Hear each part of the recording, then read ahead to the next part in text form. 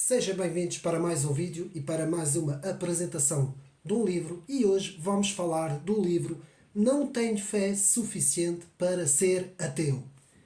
E este livro, escrito por Norman Geisler e Frank Turek, de facto, devo de dizer que é um autêntico manual para a fé cristã. Então nós hoje vamos falar, de facto, de o que é que nós queremos dizer quando nós falamos em acreditar ou não acreditar em Deus.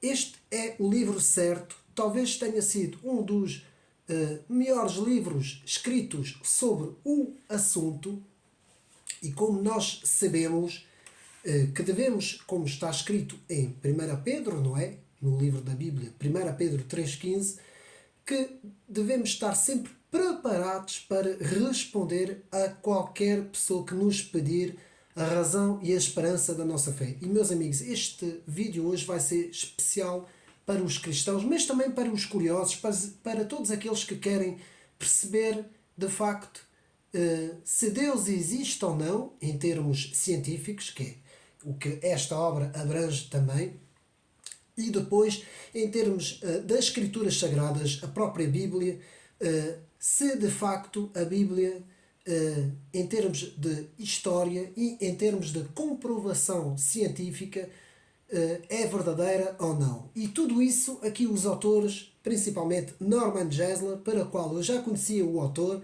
com Fundamentos Inabaláveis, um livro que está no meu canal, podem também ir ver o resumo, de Norman Geisler, um autor, defensor, apologético, teólogo e historiador cristão, que faz aqui um trabalho fantástico, principalmente o trabalho na área da apologética, que é a área que é a disciplina da defesa da fé cristã, e nós podemos, de facto, ver aqui neste livro monumental uma obra fantástica, que tem como título, como já disse, Não Tenho Fé Suficiente para Ser Ateu. E aqui vamos começar a nossa, portanto, a nossa análise do livro. Vamos começar com a página 8, em que os autores nos dizem que no meio académico e no meio universitário a visão é uma visão pós-moderna. E nós vamos agora ver. Nossa cultura pós-moderna apresenta uma série de ideias sobre a verdade. Ela ensina que a verdade e a moralidade são relativas, que não existe essa coisa de verdade absoluta.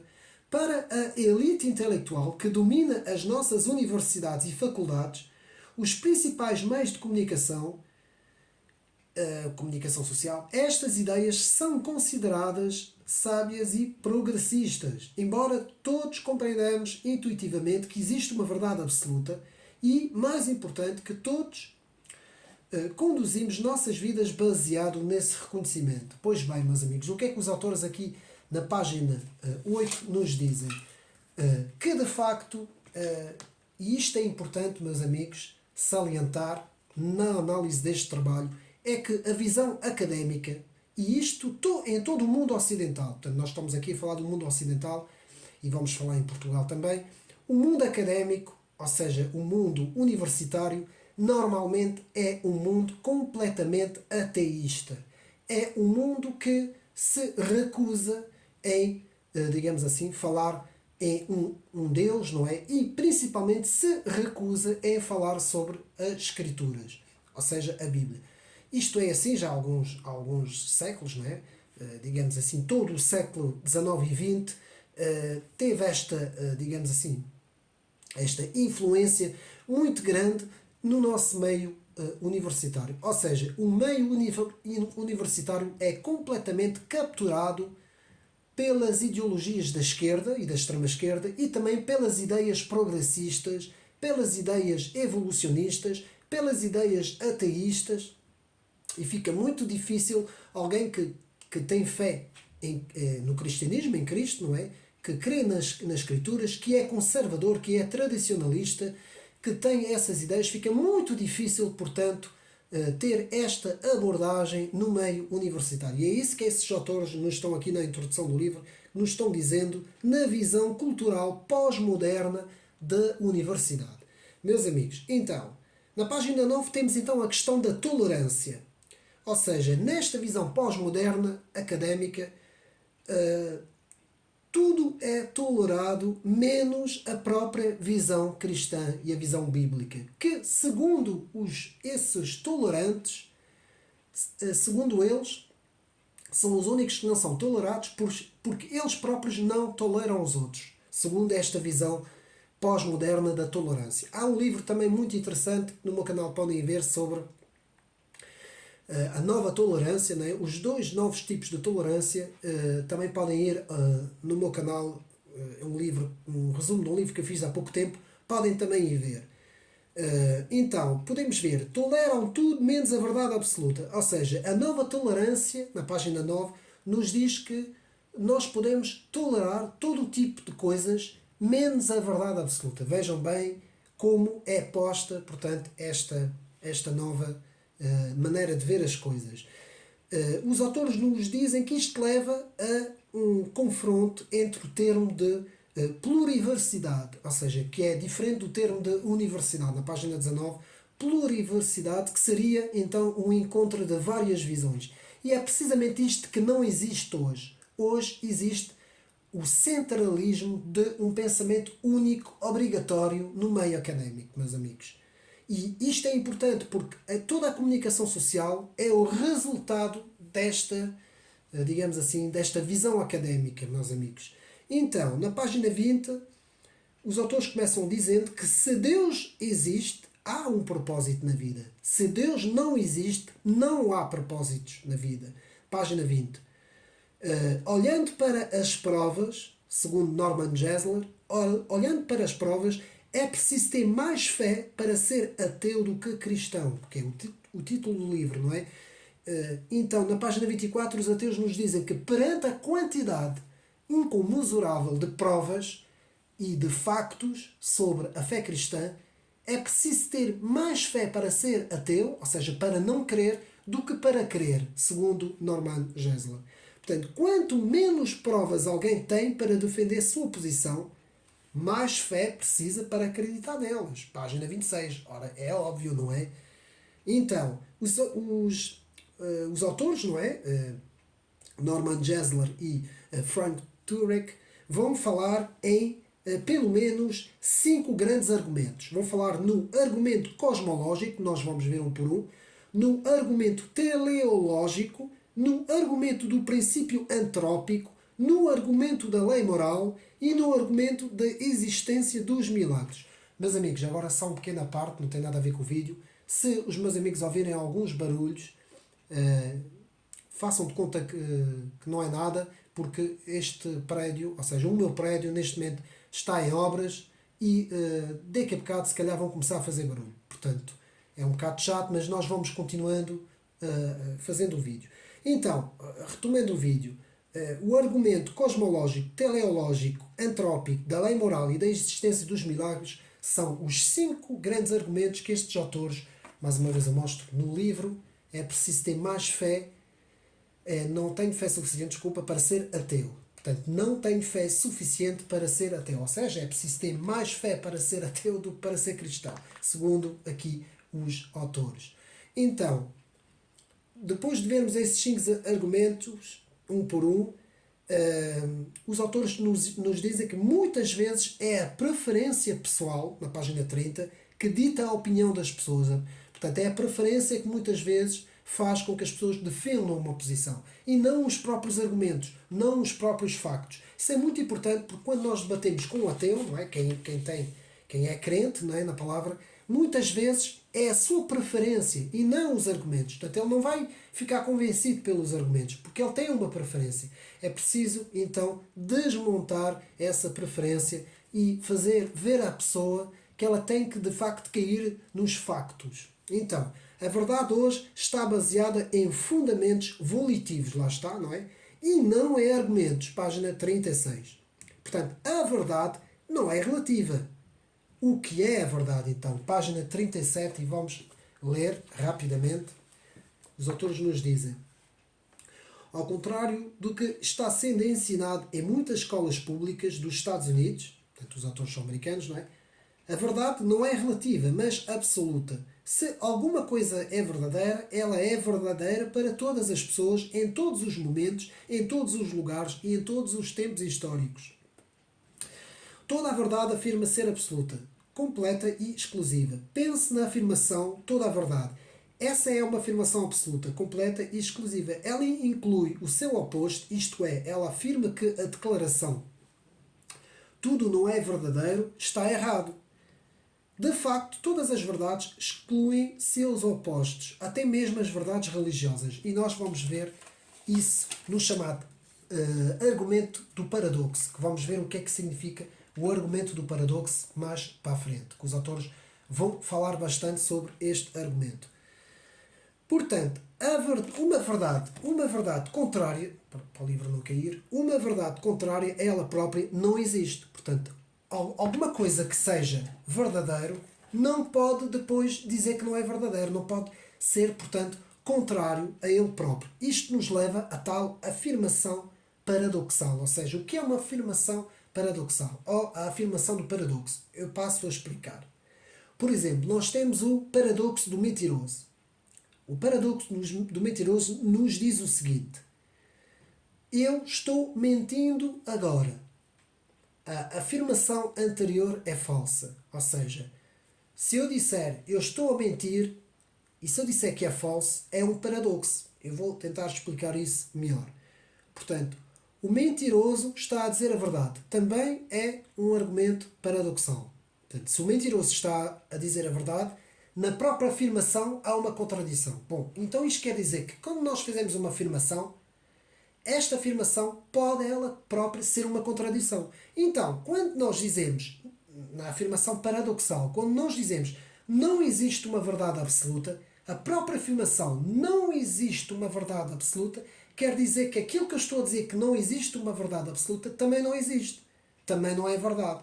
Então, quando alguém chega ao pé de nós e nos diz não, é mentira, tudo é relativo, esta história da verdade absoluta não existe, não existe nenhuma verdade absoluta, o que os meus amigos podem dizer é não, você ao dizer não existe uma verdade absoluta, está-se a contradizer. Porque ao dizer não existe uma verdade absoluta, a sua afirmação de que não existe uma verdade absoluta, também ela não existe. Estão a perceber? Então essa pessoa também ela está errada. Ela não pode dizer isso. O que ela pode dizer é penso que pode não haver verdades absolutas. Ela pode dizer isso. E aí ela não está a afirmar que não existe. Está a dizer que está a pôr a hipótese de não existir.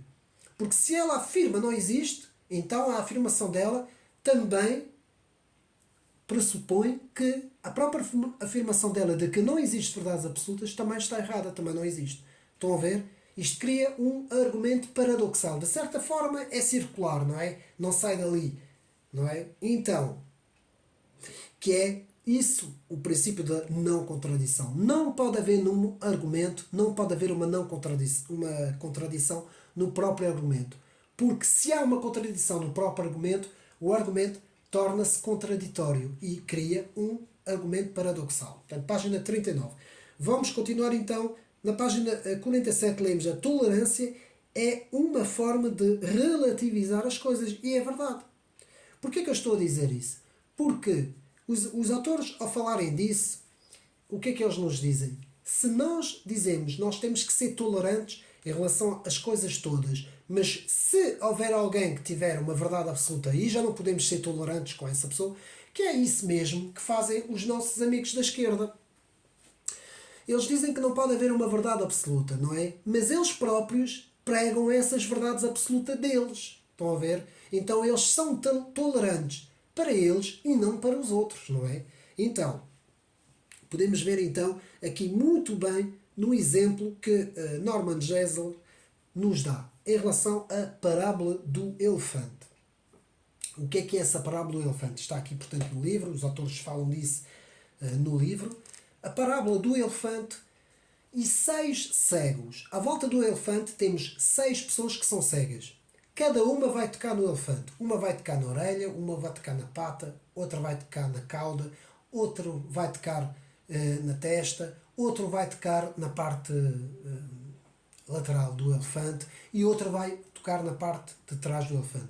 Todos eles, como são cegos, vão ter uma percepção diferente do elefante, não é? E todos eles vão dizer uma coisa diferente, vão dizer que têm uma percepção diferente e que então veem uma coisa, sentem uma coisa diferente, porque eles não podem ver, eles são cegos. Então cada um vai dizer que aquele onde ele mete a mão, por exemplo, aquele que vai meter a mão na trompa do elefante vai dizer que é uma corda, o que vai meter a mão na perna do elefante vai dizer que é uma parede, o que vai meter a mão na parte de trás do elefante vai dizer que é outra coisa qualquer, enfim, cada um vai dizer que é uma coisa qualquer. Mas atenção, o que é que os autores nos dizem? Dizem que as religiões é isso. Ou seja, que existe uma catrafada de religiões, todas elas veem o mesmo, mas não conseguem ver. Cada uma interpreta à sua maneira. Mas este argumento é completamente rebatido quando nós pensamos o seguinte: o elefante continua a ser o mesmo, meus amigos. O facto dos 6 cegos, cada um interpretar uma coisa diferente, não quer dizer que essa coisa seja diferente. Não, o elefante continua o mesmo. Aquilo que eles estão a tocar é um elefante, estão a perceber? Então, o que é que Norman Geisler nos diz? Nos diz que esta parábola cai completamente por terra porque apenas diz que cada um tem uma interpretação diferente, ou seja, como se todas as religiões tivessem uma interpretação diferente, mas não explica que a interpretação do objeto, neste caso o objeto de estudo que é Deus, é o mesmo, meus amigos. Portanto, este argumento de relativizar as coisas cai por terra, que é isso que nos está a dizer aqui Norman Geisler. Então, vamos ler aqui na página 51 uma citação muito interessante do filósofo Blaise Pascal, muito conhecido, o filósofo Blaise Pascal, aqui na página 51. Deixa-me ver se eu consigo aqui ler. E esta citação muito interessante que nos diz: quase que invariavelmente as pessoas formam suas crenças não baseadas nas provas, mas naquilo que elas acham atraente. Lá está. É uma questão de preferências. Muitas vezes as questões, tanto as questões religiosas como políticas como filosóficas, é uma questão de preferência. Muitas vezes não é uma questão de factos, meus amigos. Há pessoas que veem os factos, mas não querem saber. É uma questão de preferências. Então, é isso que aqui os nossos amigos nos dizem. E, voltando à apologética, não é? Que é a disciplina da defesa da fé cristã, pode-se dar por verdade se ela for racional, apoiada por comprovação e se melhor explicar todas as informações. Que é isso que nós devemos fazer. Sermos racionais e científicos em termos de análise das provas, na página 53. Então, quando alguém, por preferência, pensa que 2 mais 2 é igual a 5, e nós explicamos que não, 2 mais 2 é igual a 4, mas essa pessoa, por uma questão de preferência, vai dizer que 2 mais 2 é 5. E isto hoje em dia está a acontecer muito à nossa volta. Então, podemos também rebater com a lei da gravidade. Portanto, a lei da gravidade são verdades absolutas que funcionam em qualquer parte do mundo. Portanto, as leis matemáticas, a lei da gravidade e há uma série de outras leis científicas, que são verdades absolutas, não são relativas, não podem ser relativas, elas são iguais para toda a gente. Assim como a lei moral, vamos ver mais para a frente, que os autores falam disso, também é uma verdade, portanto, absoluta, não é? Então, continuando, o próprio David Hume e A.G. Ayer, que são 2 filósofos também, Norman Geisler nos explica sobre a impossibilidade do empirismo verificável, tanto de David Hume como de A.G. Ayer. Uma impossibilidade na página 59, porque esses autores, de facto, nos dizem que há, de facto, uma impossibilidade de verificação direta de Deus, não é? Principalmente em Emmanuel Kant. E aqui o autor vai nos falar do erro de Kant, na página 60, e nós vamos então ler na página 60, e nós vamos ver isso, portanto, e podemos ver, Kant comete o mesmo erro de David Hume. Ele viola a lei da não contradição. Ele contradiz a sua própria premissa ao dizer que ninguém pode conhecer o mundo real enquanto afirma conhecer alguma coisa sobre ele, a saber que o mundo real é impossível de ser conhecido. Com efeito, Kant diz que a verdade sobre o mundo real é que não existe verdade sobre o mundo real. Uma própria contradição, ou seja, acaba por ser um argumento paradoxal também. Não é? Acaba por ser um argumento paradoxal. Então, nós podemos ver o erro de Kant, não é? Que dizia que Deus não pode ser conhecido em termos de, podemos dizer, análise do fenómeno em si, não é? Então, na página 69, os autores vão nos dizer com isso que as ideias vão ter consequências. Com tudo isso, a civilização ocidental, por meio do século XX, da evolução filosófica, as ideias vão ter sérias consequências e o ateísmo vai entrar na civilização. Então, os autores ainda falam na página 70 da indução e conclusão por meio de muitas observações. A noção de um universo com início era um problema para os cientistas e principalmente para Einstein. Portanto, na página 72. Albert Einstein tinha um grande problema com um começo do universo. Mas vamos ver, que os autores analisam isso muito bem nos primeiros capítulos, como de facto podemos concluir que houve de facto um começo no universo. Portanto, o argumento cosmológico, que é esse o primeiro argumento que vamos ver, que é o princípio fundamental da ciência e que comprova a lei da casualidade, página 74. E vamos ver aqui uma pequena suma de 5 letras, S-U-R-G-E, que quer dizer surge, na página 75, e esse surge que vamos denominar cada letra por entropia, universo, radiação de fundo, gravidade e teoria da relatividade. Todas essas 5 palavras vão comprovar que o universo teve um começo. Portanto, os autores vão desenvolver isso nos primeiros capítulos. E vão se basear na segunda lei da termodinâmica. Agora é um bocadinho mais complexo, mas para quem estudou física não há problema. Mas eu posso também simplificar e explicar. Que nos diz que a variação da entropia de um sistema, nesse caso o universo, é igual a zero. Ou seja, na página 77, que comprova a lei da entropia, que de um sistema desorganizado que caminha para um sistema sempre desorganizado. Ou seja, a matéria caminha sempre de organização para desorganização. Ou seja, há uma... como é que podemos dizer isso? Ou seja, é por isso é que se diz que o universo vai perdendo energia e matéria, não é? Conforme o tempo vai passando, conforme a expansão vai acontecendo, há uma perda muito grande de matéria e de energia. Todos os sistemas perdem matéria e perdem energia. Todos os sistemas começam da organização, da ordem, para a desorganização, para a desordem. Portanto, que é a segunda lei da termodinâmica, que comprova a lei da entropia. E podemos ver todas essas coisas também num livro muito interessante que os autores falam, sobre Robert Jastrow, que nos fala sobre o seu grande livro God and the Astronomer, um livro que podem encontrar em inglês, que é Deus e os Astrónomos, não é? Um livro muito interessante também que fala sobre essas questões todas. Então, os autores vão continuar na página 79. No começo do Big Bang, tempo, matéria e energia passaram a existir. Mas, amigos, isso é importantíssimo. Antes do Big Bang, que vamos ver que não foi uma explosão, foi uma expansão, antes do ponto zero não há matéria, espaço e energia. Não existe. Logo, quem vem com aquelas teorias dos multiversos, quem vem com aquelas teorias do Big Crunch, ou seja, dos universos que se contraem e se expandem, que vão continuando a fazer esse movimento eternamente, isto cai por terra, meus amigos. Porque nós temos que perceber que no ponto zero, a singularidade de que falava o próprio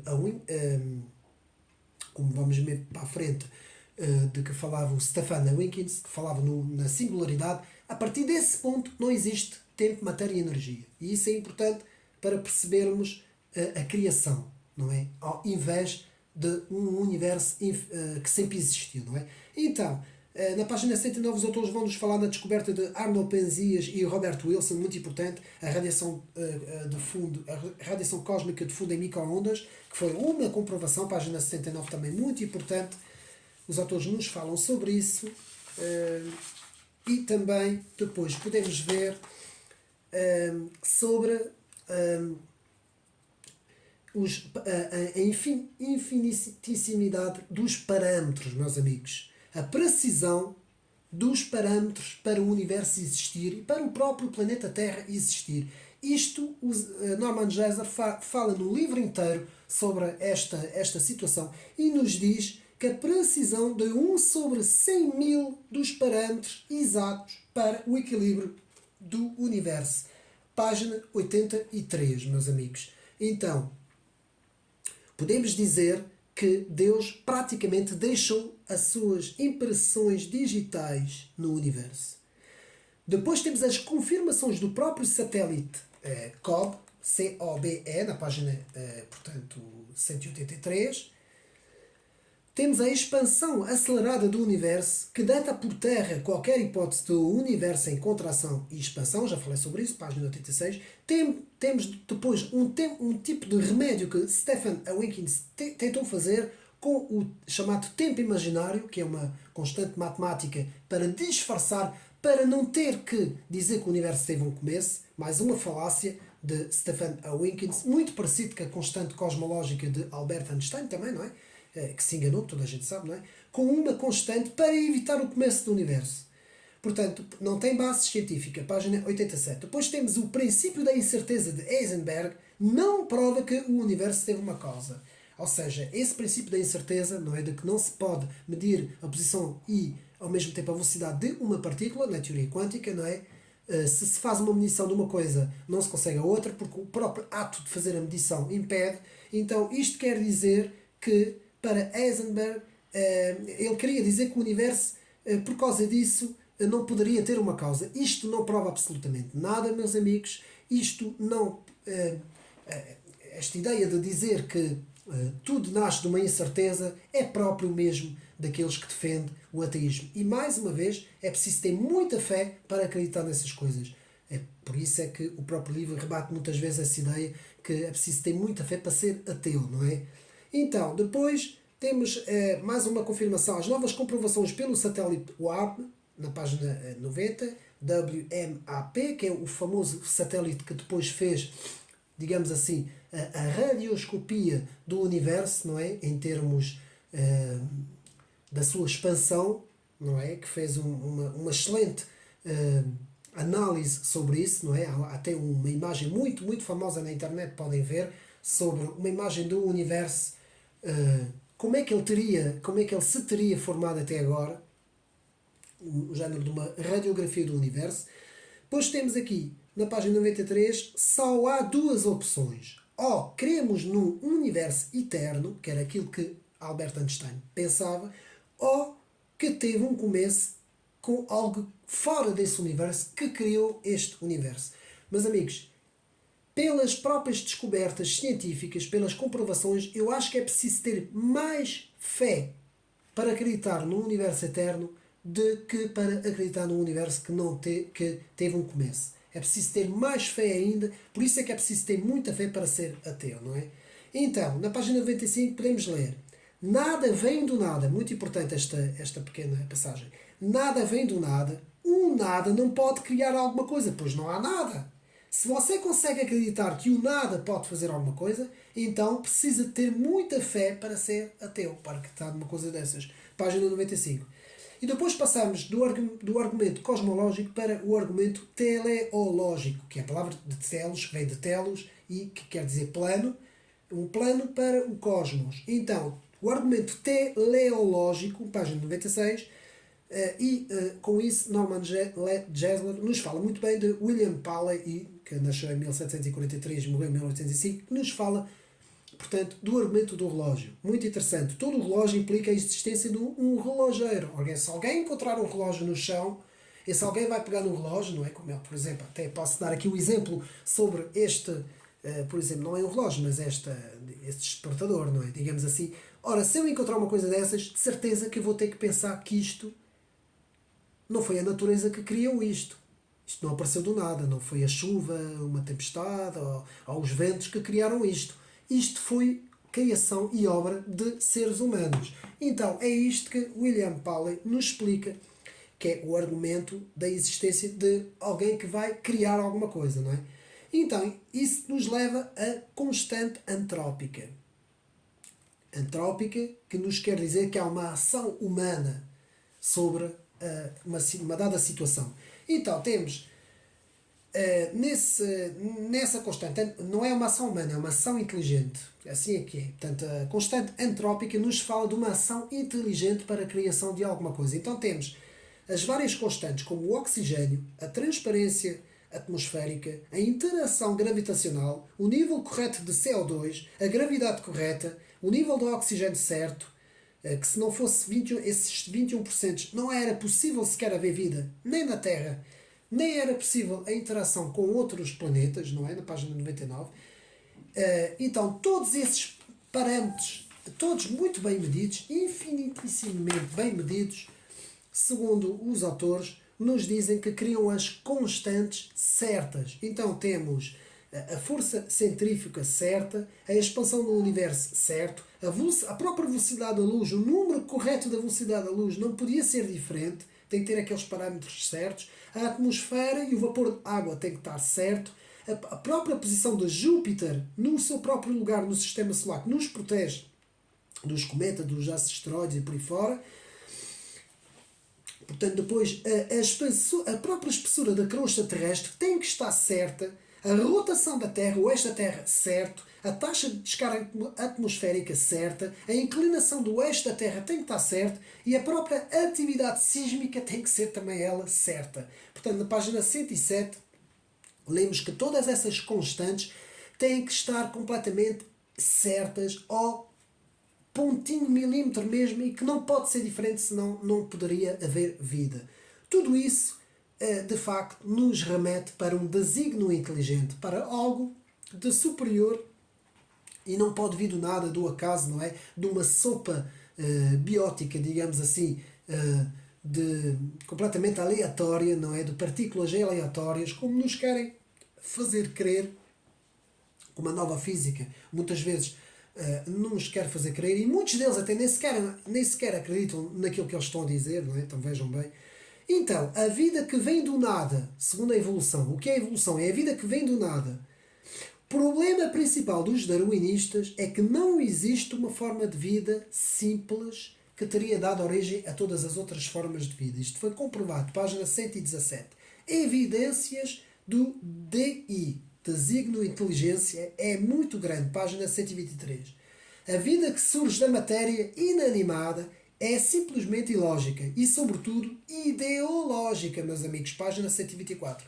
Portanto, é a mesma coisa que nós pegarmos num texto escrito, é a mesma coisa que nós pegarmos, digamos assim, numa enciclopédia, como eu tenho aqui ali atrás, por exemplo, uma enciclopédia grande, mandamos aquilo tudo no meio da praia e dizemos que aquilo foi produto do vento ao longo de não sei quantos milhões de anos e aquilo depois com o tempo formou aquela enciclopédia de 20 volumes, digamos assim, toda ela escrita por dentro. Portanto, isso é impossível, não é? Portanto, é completamente impossível, não é? Portanto, é mesmo impossível. Portanto, a ciência está construída em cima da filosofia e não sobre próprios argumentos científicos. Página 131. Isto é muito interessante vermos isso. Que é a teoria do materialismo. A teoria do materialismo é falsa, meus amigos. Já se comprovou que é falsa. Página 132. Então, vamos ver a teoria da seleção natural. É um processo cego. Norman Geisler nos diz, na página 143, que toda a teoria da seleção natural cai por terra, principalmente porque ainda não se encontrou, nem se vai encontrar, portanto, no registro, principalmente no registro fóssil, várias transições de espécies para espécies em fósseis. Isso não existe, nunca foi encontrado. Uma vez encontraram uma coisa ou duas, depois veio-se a dizer que afinal não era, e mesmo assim já foi rebatido. Portanto, a microevolução já foi observada, mas a macroevolução não foi. Página 144. Meus amigos, muito interessante. E depois podemos ver aqui, este livro é muito interessante, meus amigos. Eu estive a ler este livro do princípio ao fim e fiquei... É um livro, ele está à venda na Capu, CPAD, na Rotunda do Relógio, ali em Lisboa, perto do aeroporto. Está lá uma livraria, que é a livraria Capu, mesmo, chama-se mesmo Capu, livraria cristã, e ele está lá à venda, meus amigos. Portanto, podem ir comprar que ele ainda está lá à venda. Então, meus amigos, dito isto, espécies novas não criam espécies diferentes. Cada espécie continua a ser a mesma espécie. Meus amigos, página 145. A Bíblia diz que Deus criou cada espécie segundo a sua espécie. Meus amigos, um gato não é um cão, um cavalo não é um golfinho e uma girafa não é um hipopótamo.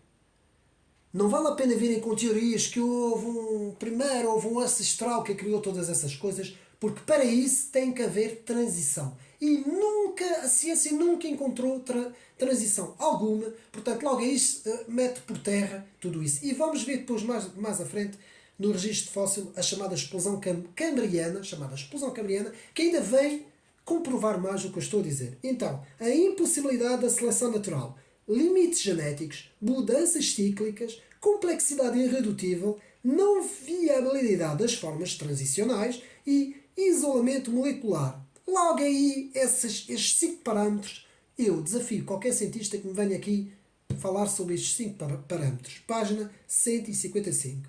Rebate completamente a seleção natural. Página 155. Não há registro fóssil entre transições de espécies para outras espécies. Página 154, meus amigos. Isto é científico. A explosão cambriana é o chamado Big Bang biológico. Página 157. A explosão cambriana, isso quer dizer que houve uma altura em que apareceram repentinamente várias espécies. Elas não evoluíram de outras espécies. Não há transições, espécies de transição em fóssil, estamos a falar no registro fóssil, mas sim no próprio registro fóssil aparece de repente em camadas mais recentes o aparecimento de novas espécies, não é? Então, mais uma vez, há evidências por todo o lado de um projeto inteligente, página 171. Outra coisa, vamos agora para a parte moral. Entramos noutros capítulos e vamos aqui na parte da lei. E eu achei isso muito importante, meus amigos. Meus amigos sabem o que é uma lei, não é? Uma lei que pode vir de uma Constituição, pode vir de várias coisas, não é? Por exemplo, pegamos nos 10 mandamentos, não é? Aquelas leis bíblicas que o povo israelita recebeu nas mãos de Moisés, em 2 tábuas, não é? Essas 10 leis, que são leis escritas, elas tiveram que ter um autor, não é? Moisés apresenta ao povo israelita as leis escritas pela mão de Deus. Ora, quando nós temos uma lei formulada, por exemplo, as antigas leis romanas, é um bom exemplo que podemos dar, não é? Todas elas tiveram que ter legisladores, tiveram que ter pessoas que criaram essas leis. Sempre uma pessoa que cria a lei. A lei não veio do nada. Não foi a natureza que de repente escreveu no chão e apareceu uma lei. Isso não existe, não é? Portanto, a lei não veio do nada. Muito bem, página 175. Então, se Deus não existe, então as questões morais tornaram-se meramente questões de opinião. Página 198. Meus amigos, isso é muito importante. E toda essa esquerdofonia que não quer ouvir falar disso, eles têm que ser confrontados com isso. Eu vou repetir esta frase. Se Deus não existe, então as questões morais tornam-se mera questões de opinião. A preferência, então, eu aí posso fazer aquilo que eu achar que eu quiser fazer, não é? Porquê? Não tenho um padrão em cima de mim. Se não há um padrão para se medir em termos de lei moral, não é? Em termos de moralidade, se não existe um padrão, como é que eu vou medir uma moralidade? Como é que eu vou saber o que é bom ou o que é mau? Como é que eu vou saber? Portanto, vamos dar um exemplo. Eu vou à rua e sou assaltado. Alguém chega ao pé de mim e, digamos assim, e assalta-me, não é? E tira-me o telemóvel. Ora, isto em termos do bem e do mal, quase toda a gente tem a percepção que é uma coisa errada, que é uma coisa que é má, não é? Nós sabemos que aquele indivíduo cometeu um ato que, se for apanhado pela polícia, vai ter que responder, não é? Vai ter que ir para o tribunal, vai ter que responder. Alguns países agora até já dizem que não é? Mas não vamos entrar nessas questões. Mas é um ato mau. Como é que nós temos a percepção? Porque aquele indivíduo pode se virar e pode dizer, não, eu tirei o telemóvel daquele senhor porque apeteceu-me, porque para mim é uma coisa boa. Quem é que diz a mim que é uma coisa má? Lá está, tem que haver um parâmetro em cima dessa pessoa e em cima de toda a gente que nos digam o que é o bem e o que é o mal. Porque senão as nossas sociedades qualquer dia fazem o contrário. O que é bem torna-se mau e o que é mau torna-se bom. E é isso é que nos deve fazer alertar, nós cristãos que acreditamos em Deus, não é? Que temos um parâmetro superior a nós para nos reger, não é? Então, muito facilmente, lá está, os autores nos dizem que nós caímos no relativismo se não houver a crença num padrão superior ao próprio homem. Porque se o homem é o próprio legislador de ele próprio, se o homem é a própria lei dele próprio, então o homem pode fazer aquilo que quiser, porque ele é a própria lei. Não, tem que haver algo de superior ao homem. Passamos então depois para a questão dos milagres, na página 207. Não vou falar sobre isso, há muita coisa aqui na parte dos milagres. Se meus amigos quiserem comprar o livro, mas a definição dos milagres, o que é que são milagres em termos científicos, porque é que não se pode dizer que os milagres não podem existir, tudo está aqui no livro. Depois temos as referências históricas não cristãs de Jesus, na página 228. São muitas. Dizer que Jesus não existiu em termos de história é... Se alguém fizer isso, algum estudioso, algum historiador fizer isso, é porque não estudou bem as provas que nós temos em termos de história, não é? Ou seja, a teoria de que Jesus nunca existiu não é sequer credível, nem científica, nem histórica. Portanto, há mais manuscritos do Novo Testamento antigos, próximos do original, quanto mais próximo do original for, melhor, do que qualquer outro documento histórico, meus amigos. Pegando em Homero, por exemplo, na Ilíada e na Odisseia, mas nesse caso na Ilíada, nós não temos nem um terço dos manuscritos que nós temos para o Novo Testamento. E há uma distância histórica muito maior. Ou seja, para o Novo Testamento são cerca de 15 mil manuscritos comparado com 500 ou 600 de Homero, por exemplo. Só apenas como hipótese. Há mais manuscritos do Novo Testamento e do Antigo Testamento do que documentos a falar sobre Napoleão, por exemplo. Por incrível que pareça, que é muito mais recente em termos de história, não é? Então, aqui os autores nos falam que há mais manuscritos do Novo Testamento antigos, não é? Falam-nos cerca de 15 mil manuscritos que já foram encontrados. Depois, na página 239, tem: porque os discípulos se converteram, abandonaram o seu meio de ganhar a vida, todos eles, as suas várias tradições, que eles eram todos judeus, e eram tradições que os judeus eram muito apegados, e eles próprios foram todos martirizados e morreram todos. E eles fariam isso tudo por causa de uma mentira. Meus amigos, temos que pensar nisso. Página 239, meus amigos. Muito importante.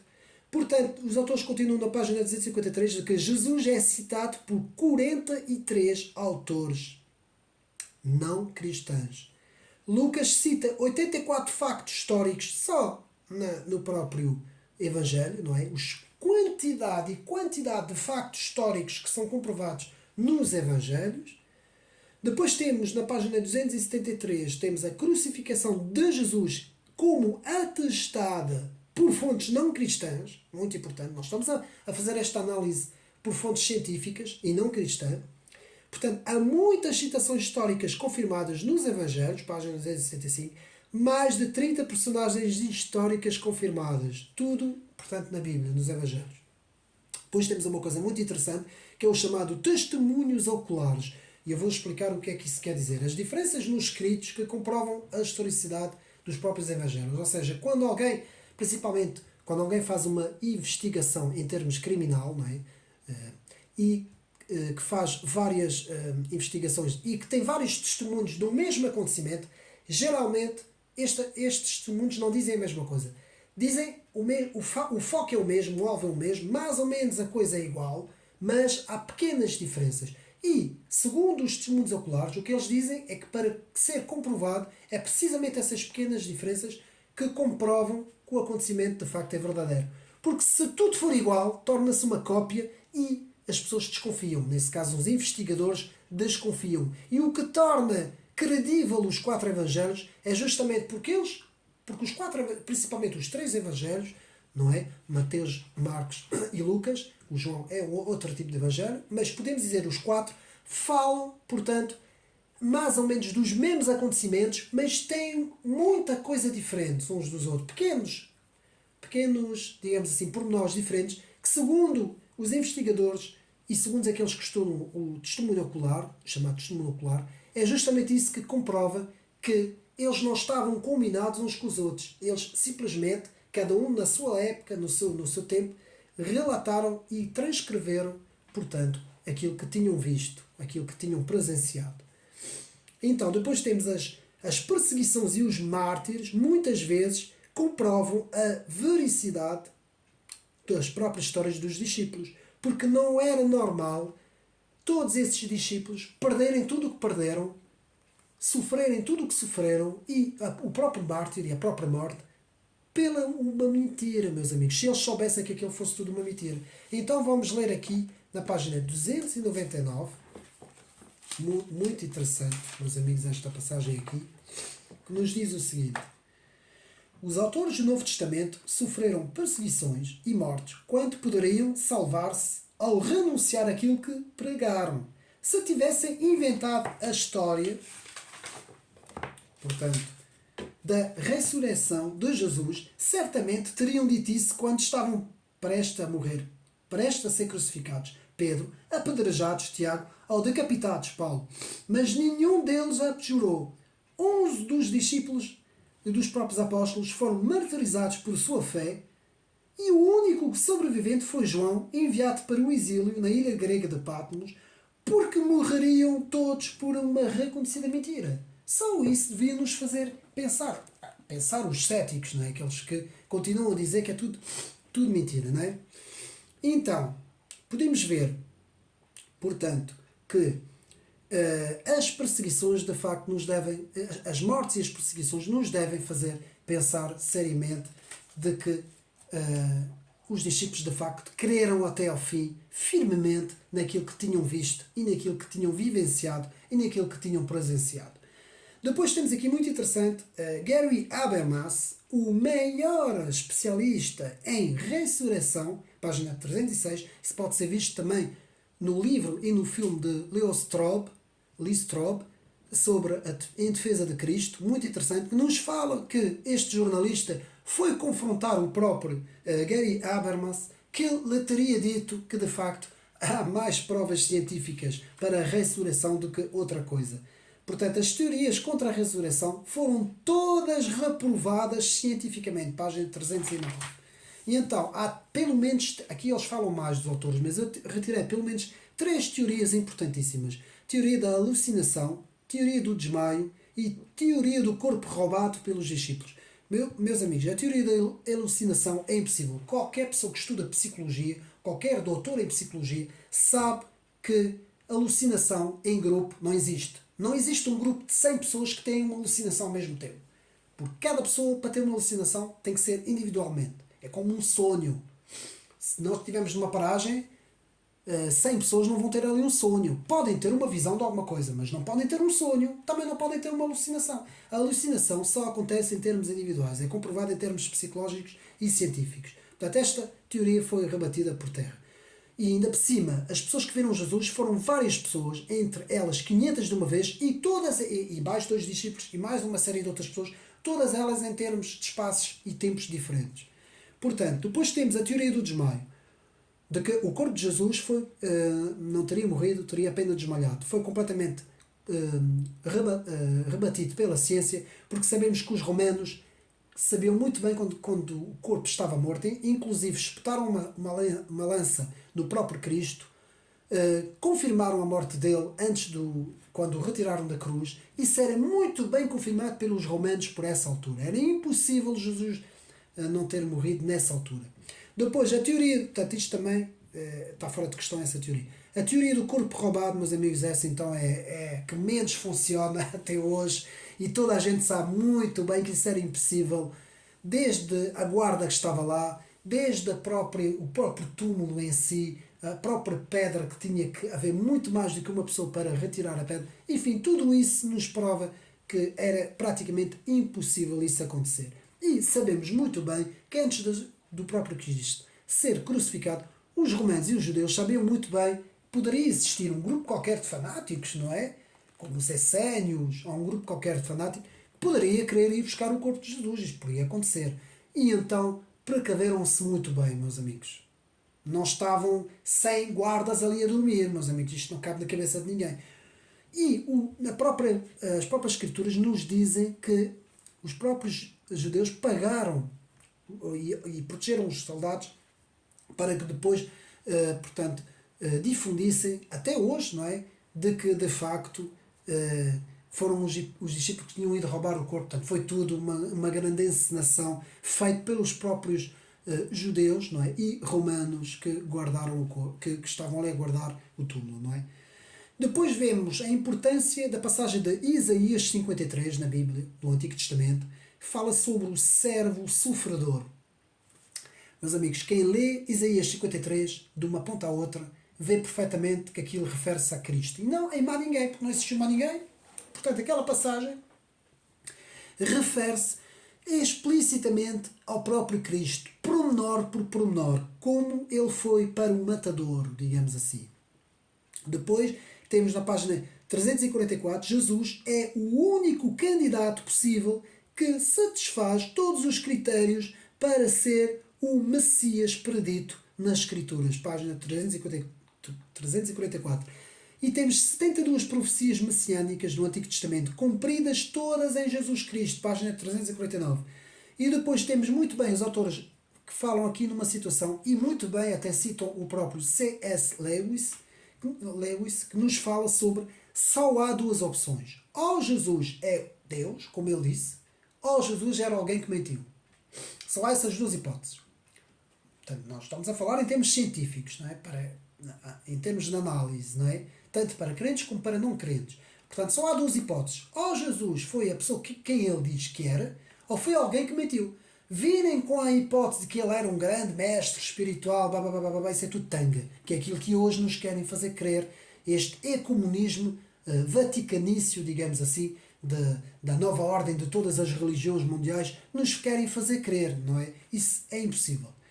Portanto, vamos ler então na página 363 e vamos ler então aqui que o Cristo cumpriu um grande número de profecias messiânicas específicas que foram escritas com antecipação de centenas de anos. Jesus é a única pessoa na história que cumpriu todas essas profecias.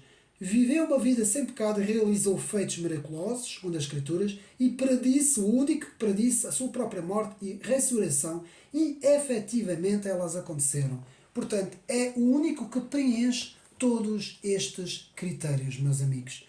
Então, podemos dizer que, segundo as palavras de Norman Geisler, não é?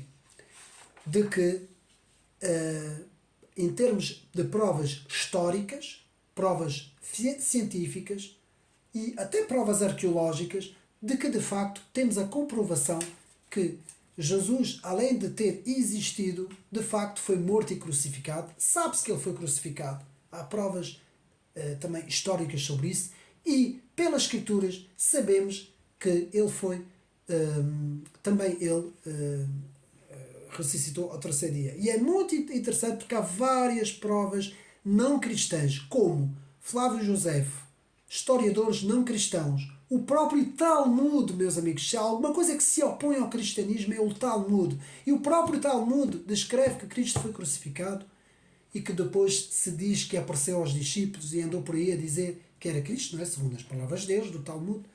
Portanto, meus amigos, mais do que isso não pode haver.